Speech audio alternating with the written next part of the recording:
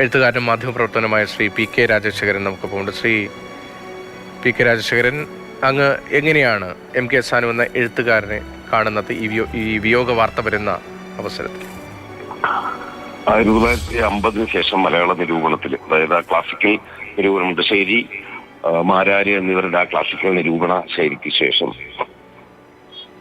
പുതിയ ഒരു നിരൂപണ ശൈലി കൊണ്ടുവരികയും പ്രത്യേകിച്ച് മോഡേൺ എന്ന് പറയാവുന്ന, ആധുനികം എന്ന് പറയാവുന്ന സാഹിത്യ വീക്ഷണങ്ങളുടെ അടിസ്ഥാനത്തിൽ ഒരു പുതിയ നിരൂപണ ശൈലി, കൃതിയെ അപഗ്രഥനത്തിന് വിധേയമാക്കുന്ന, കൃതി നല്ലതാണോ ചീത്തയാണോ എന്നുള്ള ബൈനറികളിൽ ഒതുങ്ങി നിൽക്കാതെ ഒരു കൃതിയുടെ സൗന്ദര്യാംശം മുഴുവൻ പുറത്തു കൊണ്ടുവരുന്ന വളരെ അനലറ്റിക്കലായ ഒരു സാഹിത്യ നിരൂപണ രീതി അവതരിപ്പിച്ചു എന്നുള്ളതാണ് എം കെ സാനുവിന്റെ പ്രത്യേകത.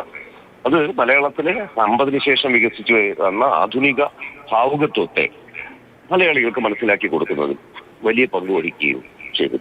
അദ്ദേഹം എഴുതിയ ജീവചരിത്രങ്ങളെ കുറിച്ചൊക്കെ എല്ലാവരും പറയും.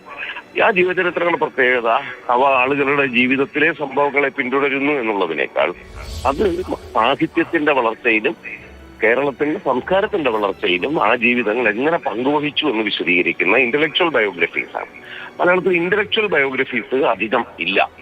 ആ രംഗത്തുള്ള ഒരു വലിയ സംഭാവനയുണ്ട്. പ്രത്യേകിച്ചും എം ഗോവിന്ദന്റെയും ചങ്ങമ്പുഴയുടെയും 2 ജീവചരിത്രങ്ങൾ.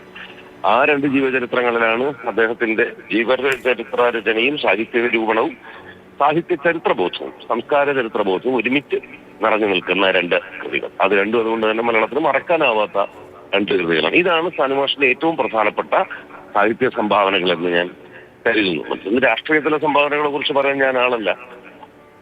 എങ്കിലും പുതിയ ഒരു ഭാവുകത്വം 1950-കളിൽ മലയാളത്തിൽ തുടങ്ങി കൊണ്ടുവന്നത് സാനുമാഷിനെ പോലെയുള്ള ഏതാനും പേരുടെ രചനകളാണ്. അതിനകത്ത് CJ തോമസ് പങ്കുവഹിച്ചിട്ടുണ്ട്, എം ഗോവിന്ദൻ പങ്കുവഹിച്ചിട്ടുണ്ട്, മാഷും അദ്ദേഹത്തിന്റെ പങ്കുവഹിച്ചത്. ഞാൻ 1 കൊല്ലം മുമ്പ് അദ്ദേഹത്തെ കാണുകയും ഒരു വേദിയിൽ ഒരുമിച്ച് സംസാരിക്കുകയും ഒക്കെ ചെയ്തിരുന്നു.